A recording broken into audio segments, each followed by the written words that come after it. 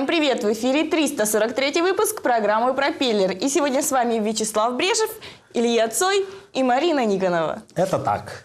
И сегодняшний наш выпуск посвящен спорту, но не простому, а зимнему и конкретно конькобежному. У нас сегодня два сюжета, они одинаковые, но при этом такие разные. Это хоккей и фигурное катание. Расскажи про пацанский хоккей. Вот это действительно такое было событие в жизни, потому что не часто же играли в хоккей. То есть мы обычно играли в футбол, даже зимой. Все начинается с лопат. Че, пацаны, соберемся, озеро почистим. Клюшки еще обычно с советских времен брали. Как-то они называли там олимпийский мишка там. У кого нету клюшки, там, может, кусок трубы, я не знаю, как-то палку, Арматуру. Сурово, потому что... С топором, чувак. Судьи нет, ничего нет. В пацанском хоккее есть две проблемы. Дураки и дороги. Да, где-то я это слышал уже.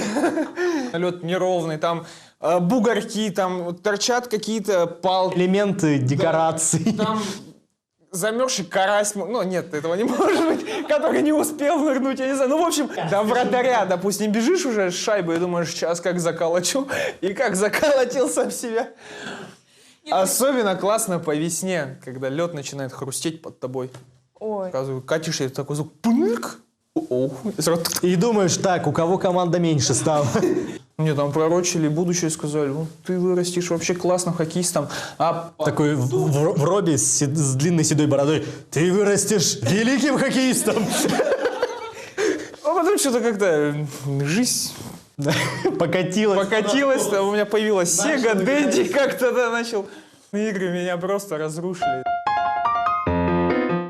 После Сочинской Олимпиады фанатов спорта стало намного больше. Но хоть наши хоккеисты и не завоевали золото, этот вид спорта все так же любим.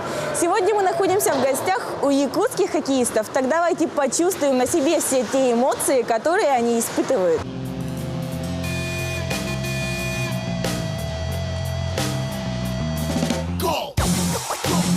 Это хоккей! Это бой! Как минимум один зуб за всю свою карьеру потеряли на льду 68% хоккеистов-профессионалов. Мне уже выбивали зуб, я уже ставил. У вратаря есть всего лишь 0,45 секунды для того, чтобы отреагировать на бросок, сделанный с 18 метров от ворот. Из-за того, что толстый лед мешает скоростному скольжению, на хоккейном катке его заливают на 7-10 сантиметров. Машина для восстановления поверхности льда хоккейного катка называется ресурфейсер. За год такая машинка накручивает до 2000 миль. Мне нравится Павел Дацук. Маневренность, спокойствие и может показать, в принципе, все то мастерство, на которое он научился. Сейчас у вас будет игра. Вы как-то готовитесь? Нет, по идее, надо делать какую-то разминочку. Конечно, чтобы разогреть мышцы, чтобы не стоять на месте, не устать быстро. Что входит? Коньки, наколенники, защита голени, хоккейные трусы, можно так назвать, да, здесь защита бедра и мужских, да, здесь все жестко, защищает копчик, все, и нагрудник, плечевые ставы, налокотник и хоккейные перчатки. Папа отвел, я и стал играть. А сколько лет ты играешь? 11 лет. Чему научил тебя хоккей? Командной сплоченности.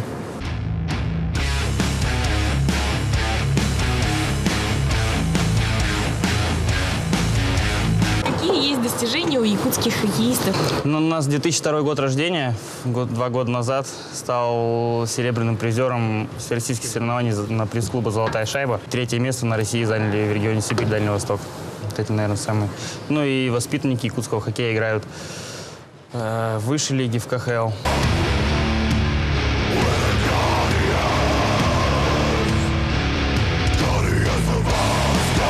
Были травмы, но для этого и надо долго тренироваться, чтобы без травм все обходилось. Дорогое удовольствие. Сколько в среднем в копеечку вылетает заниматься хоккеем?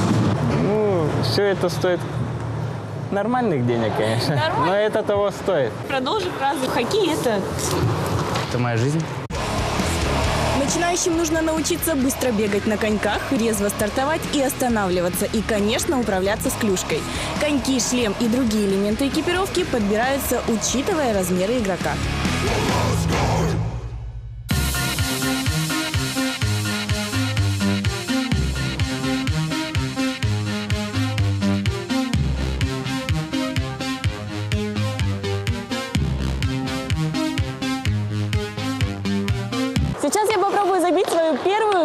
шайбу. Честно сказать, на коньках я никогда не каталась, поэтому это чувство просто не передать. Ноги поворачивай и в сторону толкайся.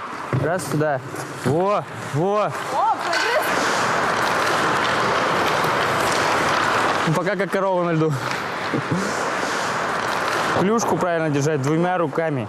Так. Одна сверху рука. Здесь ничего не должно торчать.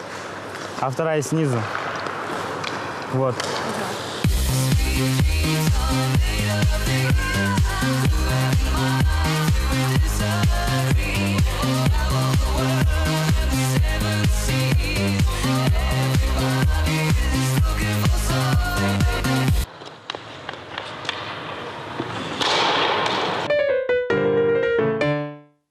Напряжение ног, да, не только ног, тяжелая форма, безумно волнуешься, еще клюшка в руках, перчатки. Самое главное, как это все синхронизировать. Ноги, клюшка. Что волноваться-то? Как будто тренер сказал, так, игроков не хватает.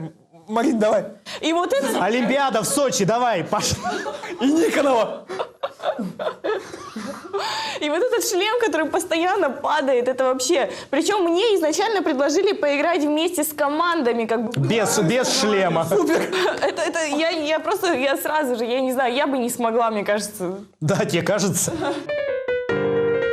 Пожелаем ребятам спортивных побед, свершений на этом поприще, потому что было бы очень здорово, чтобы участники нашей команды вошли в какую-нибудь сборную. Следующий сюжет Оксана Елшиной про фигурное катание.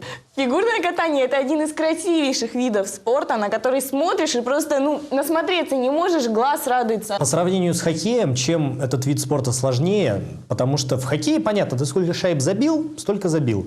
А вот в фигурном катании все же оценивают субъективно. Очень строгие критерии оценки выступления спортсменок, потому что если на элемент одежды как-то не так, неправильно там что-то съехало, все. А костюмы какие у них красивые, все так блестит, блестит, блестит.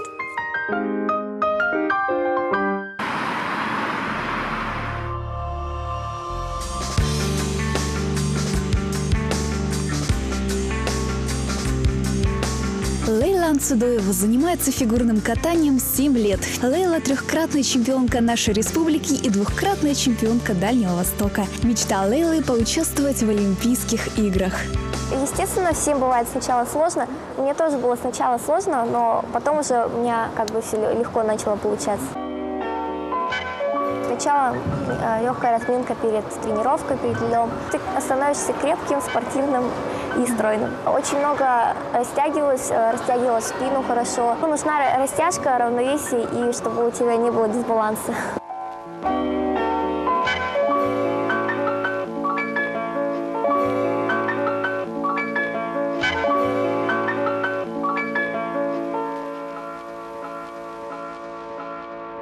Надо думать о том, что ты сможешь сейчас поехать, просто легко покатиться.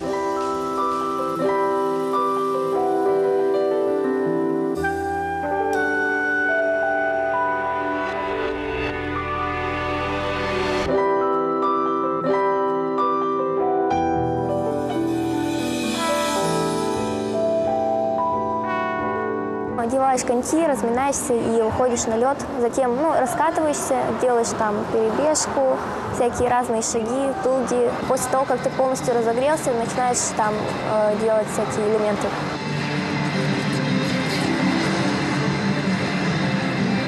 Сначала поймаешь равновесие, точку, направишь куда-нибудь вес в одну сторону. Когда ты чувствуешь, что уже поймал равновесие, можешь уже дальше делать дальнейшие движения.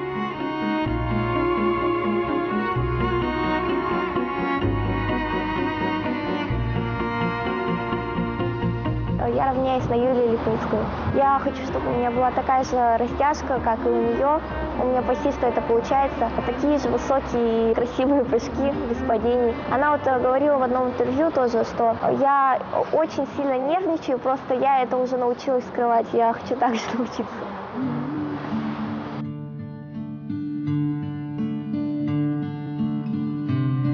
Мне очень нравится, какие костюмы шьют. То, что можно выходить на лед, откатываться от души.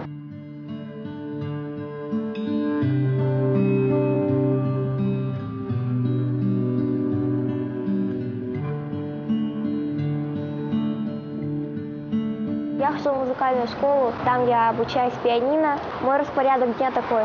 Сначала утром школа, потом тренировка, музыка и тренировка. Когда я, к примеру, играю на пианино, там бывает такая чувственная, там, драматичная музыка. И на льду то же самое. Ты катаешься и чувствуешь эту музыку. И когда я играю, то же самое. Я чувствую музыку. Пытаюсь сыграть как бы для себя, чтобы выложиться во все силы.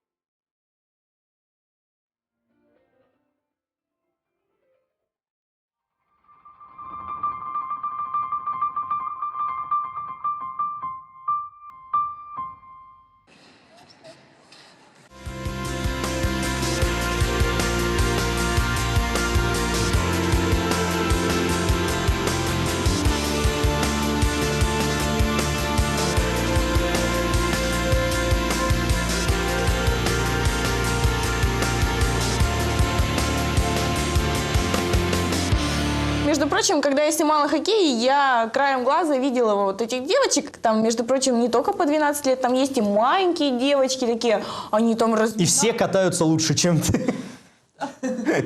Это так. Спорт на самом деле развивает человека не только физически, но и интеллектуально, и психологически, да, ментально, духовно. Поэтому, друзья, занимайтесь спортом, это развивает все качества человека. Небольшое объявление в конце нашей передачи, друзья.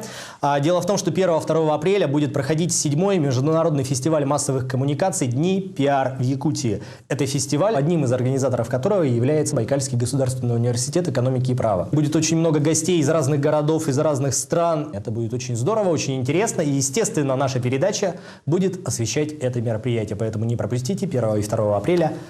Дни пиар в Якутии. Это был 343-й выпуск программы «Пропеллер». Увидимся ровно через неделю. Всего вам доброго и до новых встреч. Всем пока.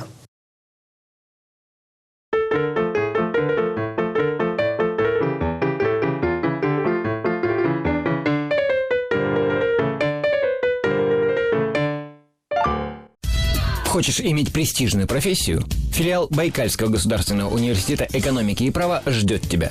Ведем набор по 20 специальностям высшего и среднего профессионального образования на бюджетные и коммерческие места. Подробности по телефону 36 91 91 и на сайте филиала Байкальского университета. townya1.ru только лучшее.